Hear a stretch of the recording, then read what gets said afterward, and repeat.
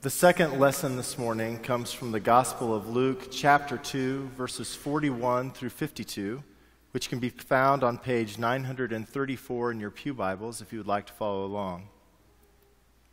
Let us listen for God to speak.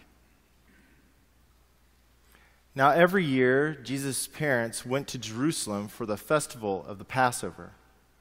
And when he was 12 years old, they went up as usual for the festival. When the festival was ended and they started to return, the boy Jesus stayed behind in Jerusalem, but his parents did not know it. Assuming that he was in the group of travelers, they went a day's journey. Then they started to look for him among their relatives and friends. When they did not find him, they returned to Jerusalem to search for him. After 3 days, they found him in the temple, sitting among the teachers, listening to them and asking them questions. And all who heard him were amazed at his understanding and his answers.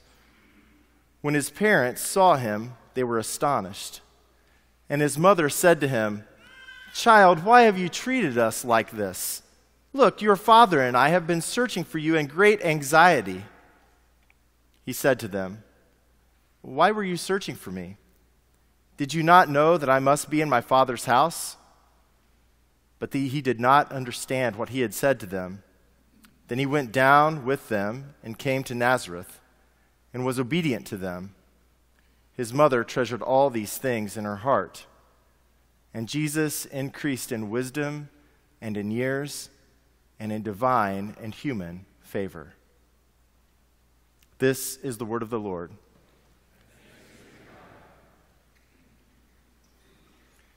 It won't be long now. It won't be long until we all will be putting away our Christmas decorations.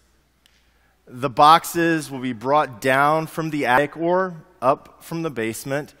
Ornaments, tinsel, lights, garland, talking Santas, pre-lit trees, and all of the precious little breakables will be carefully wrapped in tissue paper and placed in their boxes and tucked away in their quiet hiding places to slumber for yet another 11 months, only to be brought out again, starting the entire process over once more.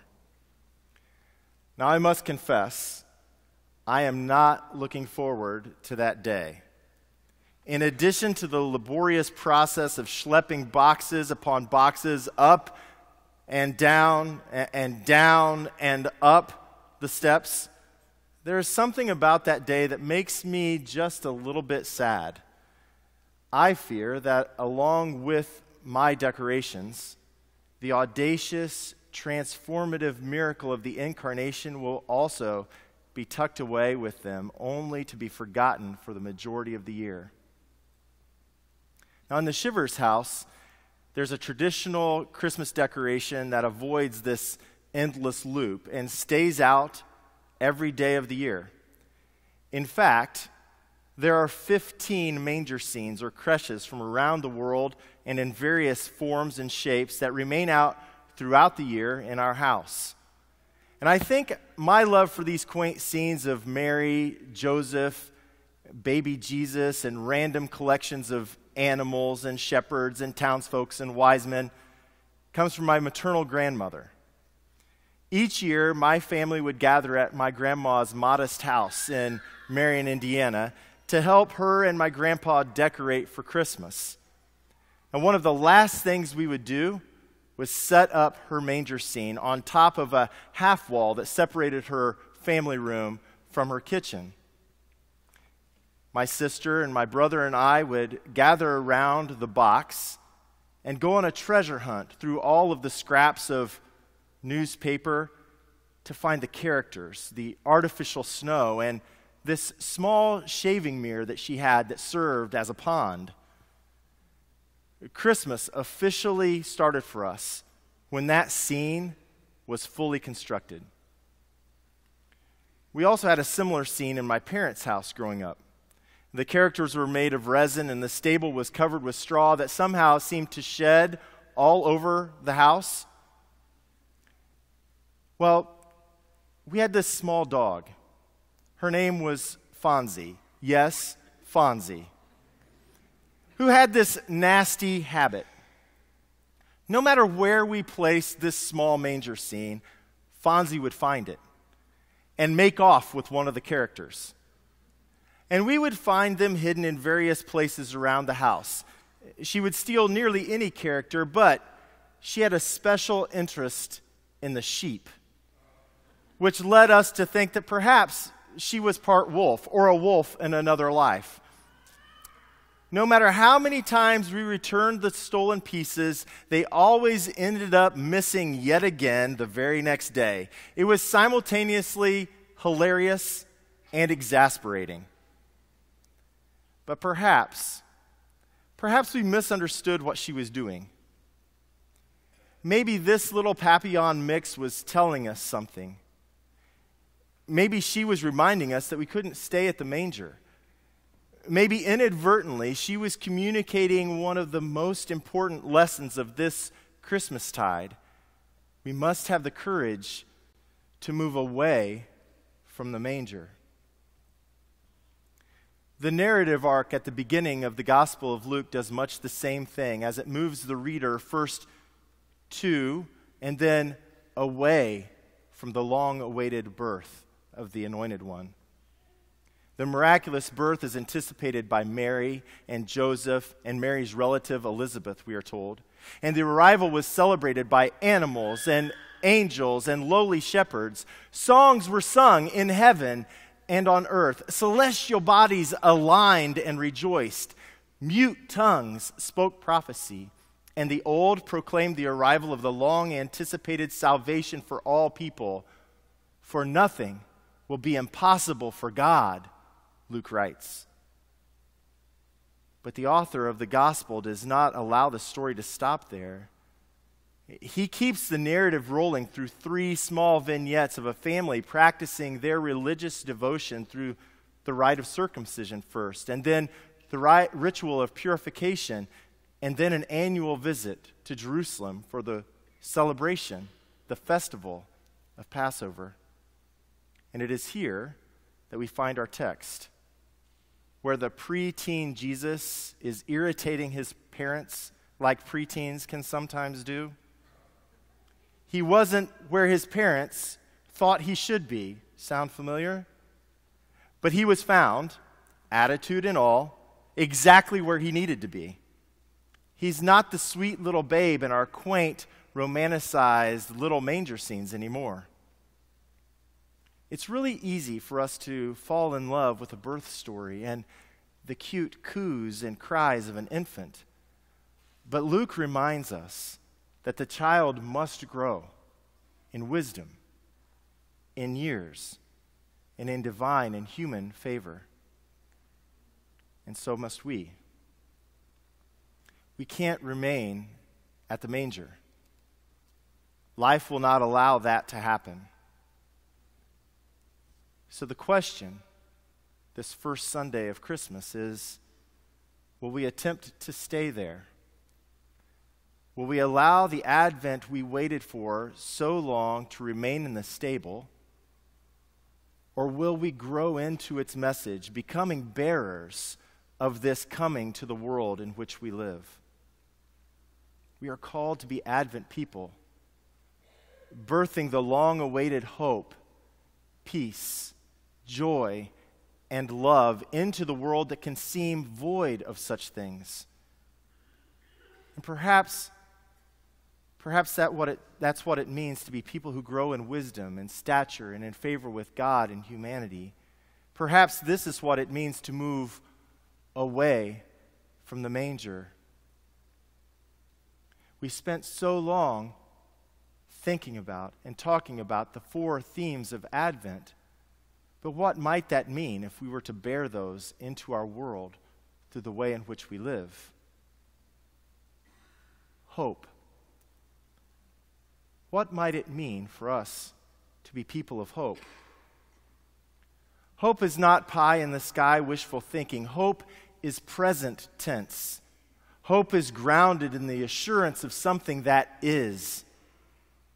It's easy to forget that hope is not found in the promise of something that is yet to come, Rather, hope is that which has the power to sustain us in the midst of a life of uncertainty and a world of violence right now.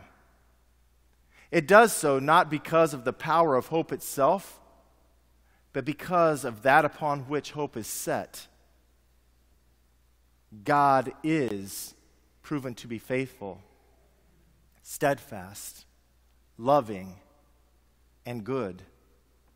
God, the one who breathes the worlds into existence. God, the one whose cry speaks possibility into the seemingly impossible. God, the one who came to dwell in flesh and blood to redeem our own flesh and blood and all of creation, is the root of our hope. This hope is a counter-narrative to that which we see and hear every day. As Advent people, we are called to be bearers of this hope in the manner in which we speak, and the way in which we live, give witness to the transformative power of this Advent hope. Peace. What about peace? Peace, understood as the absence of visible conflict, is not enough. Peace, understood as an external force exerting its power upon us, is not enough. Peace, understood as attainable by sheer determination of our will, is not enough. Peace, understood as personal contentment, is not enough. Peace must be more if our world and our lives are to be truly transformed. The peace the advent of the Christ child brings is more. This peace breaks through our fractured existence and births wholeness, completeness, shalom. This is a peace for all of creation and for every creature. This peace is the way of the Lord, where all things are brought together and there is no more division. It is God's peace that fills every valley, brings every mountain and hill low, straightens all crooked paths, makes smooth the ways that are rough. This is the salvation of God for all. And may our prayer be that God would guide our feet in the way of peace. And joy? I must confess that it is easy for me to misunderstand joy. I lose the depth of its meaning and its power to transform when I mistakenly replace it by my temporal pursuit of happiness. However, happiness is circumstantial and its effects are fleeting. Happiness is dependent upon our experiences and outcomes. It is something we all desire, but it cannot be seen as an end in and of itself. For if it is pursued as such, it becomes something that can never fully satisfy and only leads to the pursuit of whatever is next. Joy. The joy of Advent, on the other hand, is transcendent. It is a gift. Joy is that which sustains us in spite of circumstance. Joy can be found in the bright sunshine of satisfaction as well as the fierce winds of fear and sorrow. This joy is not the fruit of our own labor. Joy is the gift of the coming Christ child. So as Advent people, may joy not only infuse all that we do, but may it also become the root out of which all of our actions grow. May we choose to see and pursue joy each and every day. Love. Perhaps the most difficult of the four themes of Advent. If we were to ask 100 people to define, describe, or give an example of love, we would likely receive 100 unique responses, and those responses would likely be as varied as the personalities of the people who gave them. Love. Love is something we all desire, Love is something we all chase, and love is often sought after in places and in ways that it can never be found. Love cannot simply be minimized to a fuzzy feeling or sentimental emotion. Love cannot just be seen as an experience or an act of devotion. Sure, love is often evidenced within all of these, but the love of Advent is much more complex than all of these combined. Advent love is decisive. This love is yes, and. This love is stubborn. This love is no matter what, no matter when, and no matter the cost. Love is that which holds us together when everything else seems to be crumbling apart. Love is reckless and illogical. Love stands when it is more convenient to sit, stays when it is easier to leave, is silent when all you want to do is speak, and speaks even when fear threatens to steal your voice.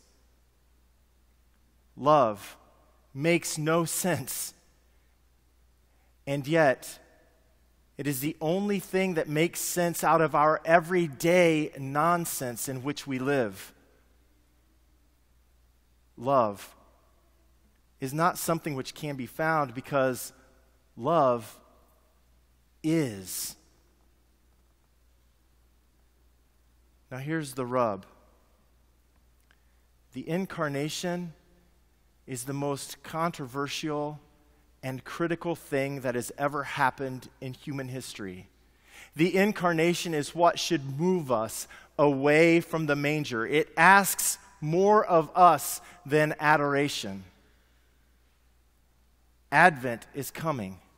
This birth, this incarnation, it calls us toward difficult things. It asks us to see the world differently. It asks that we live in our world differently.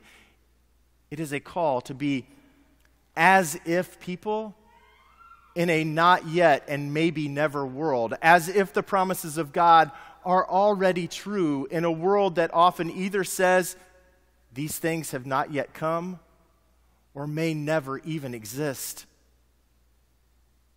This is the grand counter-narrative to that which we are otherwise told is true. The hope, peace, joy, and love of Advent begin with a promised arrival. They are evidenced in a babe wrapped in bands of cloth and lying in a manger, and they continue here at the font. The promise of baptism is not that those who come to this font will stay there. The promise of baptism is that this grace with which they are marked is with them now and wherever their tomorrows may lead. The promises we make to those who we baptize is that we will nurture them, walk with them, encourage them, be gospel for them as we and they grow in wisdom and years. The divine claim on their lives and on every person's life that they are children of God compels us to do so. This calling is not something that sets us apart in a self-righteous manner, but it compels us to bear the birth of Christ to the world. And this message isn't our possession, as if somehow we could ever hold the effulgence of the light that has come. This Advent, this coming, this incarnation is good news for everyone. We have long awaited the arrival of hope, peace, joy, and love made flesh. And now, my friends, light has come. And we are called to move away from the manger, giving birth to the grace of this Advent into our world again and again and again. Perhaps we are that for which we have been waiting all along. let us together move away from the manger. Amen.